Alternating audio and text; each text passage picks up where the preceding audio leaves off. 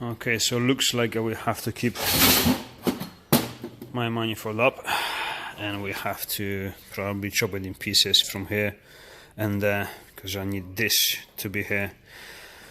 And the reason why this one is not gonna be used on that, but I have to use it, is because the flanges that I have to build the exhaust manifold for that one, which I'm supposed to do it using mine, they not correct. As you see, as the gasket, which is precise, and if you align one of the holes, this one doesn't align, and this one doesn't align. Not enough to fit on inside the exhaust manifold. Plus, as you can see, this is like an edge just here. This one here. Sorry, this one here. Okay. Now this edge has to be compressed. If you put this one on, sorry, it's just missing it. So this diameter of this internal diameter of this hole is way too big, and my exhaust manifold is much smaller, and you can tell already is actually this ID is actually diameter is actually bigger than the exhaust manifold itself. So, but they're still okay, because you fit the gasket, and it's still, the gasket is slightly bigger than the hole itself, so it seals perfectly on the ring, which is like that's the part that seals.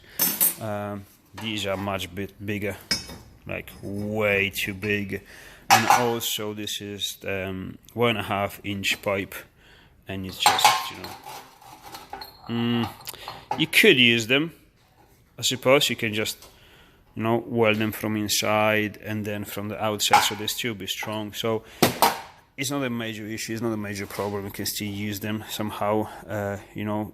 But I have to drill, because obviously this, you have here a thread to put the studs in, which I just removed because I had them on and tried to put them on. But I will have to re-drill the holes on the exhaust manifold, and as you see, there's not really much space in my engine bay. Let me just turn this off. There's not much space inside the engine bay to do any drilling, and I'm gonna take this exhaust manifolds off because plenty of bolts, tight space, I'm not gonna do it. So we have to instead modify my exhaust manifold, my exhaust Y-piece manifold, which is not the whole manifold. And as usual, a bit more work than planned, but what can you do, you know? You can't just plan everything ahead, because now small things like this, they just makes your job complicated. So yeah, I'm gonna put the studs back on this, and these two are gonna be used, and chop this in pieces, move it forward, and I'm probably gonna salvage as much as I can, maybe leave this merge collector, maybe gonna make it new, I don't know, I'm just trying to be as quick as possible on it. I want everything finished by tomorrow and have it ready for expedition, which is called camping. So, oh well. So we got the flanges chopped off. They're actually on the engine right now, and we have the merge collector made 2-in-1 from 2 pieces. There you go. They match quite nicely. And then obviously once this is welded up, we're gonna chop it here until we have the size of this 2-inch nominal, which then eventually is gonna go inside here. But before doing this, we have to position the turbo exactly where we want it, and fix the flange somehow. I'm probably gonna make a flange here and weld it to a couple of brackets to hold that flange there, because obviously I don't have much space here. And once we got the flange fixed for the turbo, I can actually start making this sort of manifold or Y-piece, because obviously the exhaust manifold is there, but you got to join it 2-in-1. Okay, so this is the way how not to do it, but get the job done anyway. So all I've done is put this bit of stainless bar across to suspend the turbo with the zip ties, and they're great because you find you know, 3 or 4 points of where to mount them on the turbo, and you just, you know, just adjust them correctly whatever you want because obviously you know zip ties how they work, so they actually do a great job to keep the turbo in place and adjusted all the angles and everything. So once we got the turbo in place, the flange was bolted there, and what I did, I just took one bolt I had under my hands and welded from the chassis to a bit of tack to the flange itself. So now even if I move the turbo, you can see, because I lose the bolts already, you know, the flange is separated, it just stays there, it doesn't move. So now what we have to do is to remove these bolts, remove the turbo, and we got the flange in place. I'll show you in a minute. Turbo off, and we're left with the flange, which is fairly solid. Usually, obviously, what I do, I make like a flange here or there, you know, and try to mount the obviously this to one of these brackets here, so then I can just unbolt everything and weld in place. But to be honest, now I'm a bit of in a hurry, so I'm gonna make that manifold there, from there into merge collector into this flange, tag it with the even with the MIG under there, because there's already a piece of pipe in there. If you can see it, there you go. And once I got that, all you have to do is just chop this off with the angle grinder. It's gonna take you less than actually removing the bolts, so it works this way as well. I think we got the position, and it seems to fit fairly nicely, and it's quite away from the boost servo, quite away from the head, so I think we find a good position for it. Time to make this manifold, well, Y-piece, whatever you want to call it. One of these, just, you know, the one that fits this car with this turbo.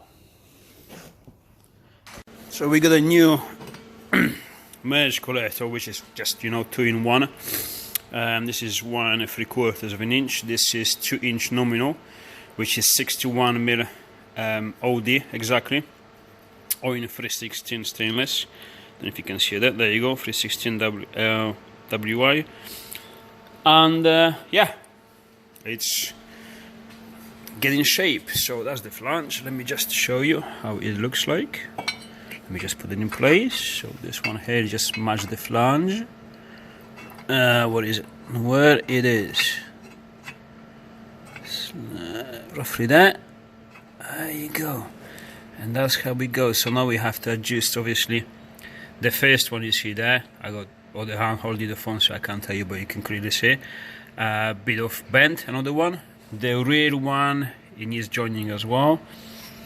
If you can see it, there you go. We're not too far. Trying to make it as simple as possible, as fast flowing as possible as well. And two things. If you wonder how these two elbows there, they're holding on the flanges. Let me remove the back one, because I don't need that position. There you go. You see? This is what I got inside. This is exactly the diameter of the inside diameter of this pipe. It fits inside. It holds them. It's tight enough to hold obviously two pieces together. For example, if I put one of these in, oh Jesus, one hand is not really simple. There you go. It will sort of hold it together, and the beauty is it will hold it exactly in the middle, and it sort of applies to the flanges. Now let me take it off. I had like a meter of it, and then chop all the pieces you want, and then they get lost in time, obviously, because you know, piece of rubber, just throw it away because you don't remember what it was. And if you wondered how I chop this off, you see, when you chop the pipes, this is actually chopped on 3/4 of the length of the elbow, you see, a little bit more, but this angle always has to be a 90 degree to the surface at the point when you cut it. And the way I do it is very simple. I got one of these. Right, this is the whole elbow. You just put it in. There you go.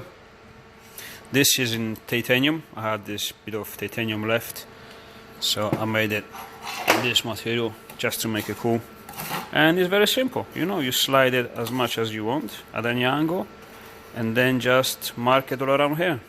This stays there because this is the bend. So no matter where you want to chop it, you're always gonna be at 90 degrees to the surface. And this is another one. This is for 2-inch pipes, so it's different. This is an alley. I don't know why I don't have the alley. Probably because that's the material I had at the moment, you know, and looks exactly the same.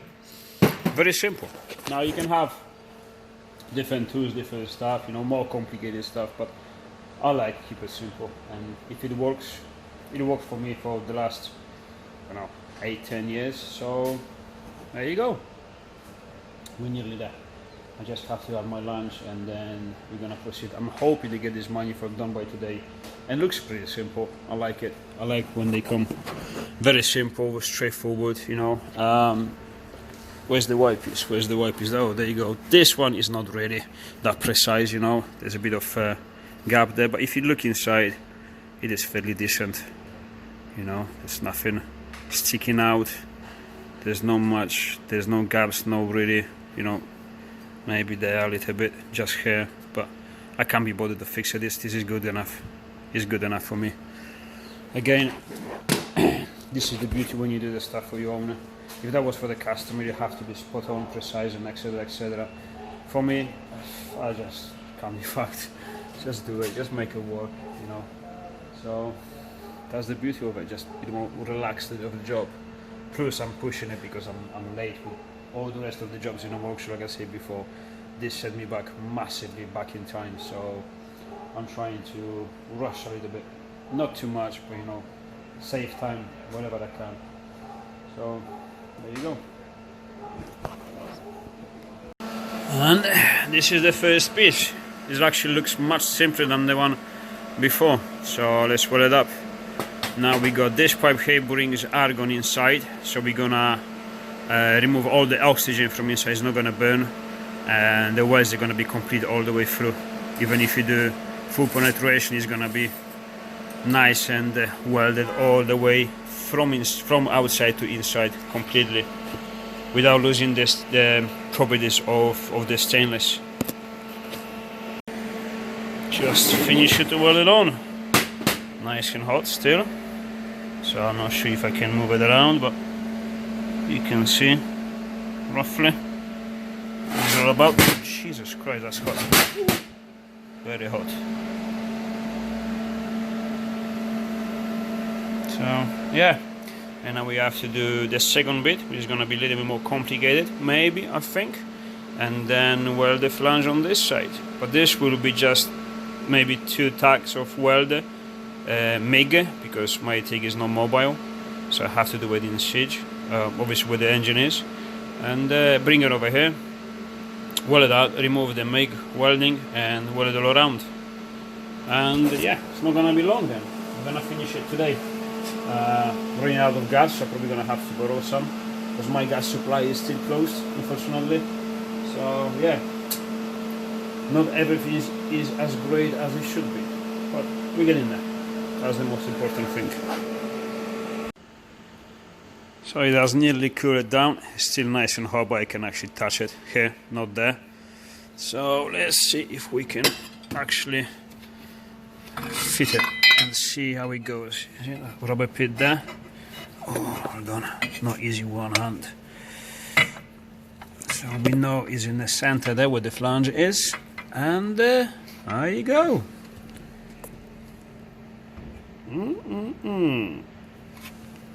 Nice. Now we have to do the other part. Oh, still hot. Jesus. That's what you get when you rush. Oh. Let's do the other bit. So the turbo is, well, pretty much on. Just a couple of bolts, you know, still moves. But this is the new position, much lower. Much more space between the servo and the exhaust housing, obviously. So they're gonna do the downpipe, so I can drive the fucker. Actuator is there, it's in a good position. The coil is a little bit on an angle. As you can see, the feed is a little bit on an angle. I think it's still fairly safe. But again, this is not my turbo. My turbo is going to be slightly different. Well, same turbo but different position, obviously, coil. And I will have to just redesign, rebuild this oil return. And that's it. My probe is still there. My compressor housing is going to be, this is going to be lower, so it's going to match this much better. I'm going to chop this off. Probably it's going to be 90 degrees from here to there, so fairly easy, even with the new position of the turbo. So yeah, in overall it's really good. But what happened yesterday, Fucking about with this turbo. This is my throttle linkage. Sorry, it was too close. And I pulled it from there, and it went completely out from here. I put it out completely, it went out. So when I turned it on yesterday just to get it back in the workshop, it was late, it was like, I don't know, 10, 11 o'clock, and I turned it on and the linkage was stuck on full throttle. Fuck, I nearly killed it, I think. And I tried to put the push button on to stop the engine, and my vacuum was disconnected, because obviously I disconnected all the stuff inside to work on it, so without the vacuum wouldn't stop it. So by the time I go back in the car, open the door, open the bonnet, and in the dark trying to find a fucking lever which is there to stop it, you know, and it's like you panicking, just trying to find it, couldn't find it, was just right here. And by the time I stopped it, it wasn't good at all. I thought I'm gonna kill it, and it was running for, Jesus, I don't know, a good 10 seconds probably, flat out. And I mean flat out, it was proper flat out. I mean, have a look on my RPM gauge.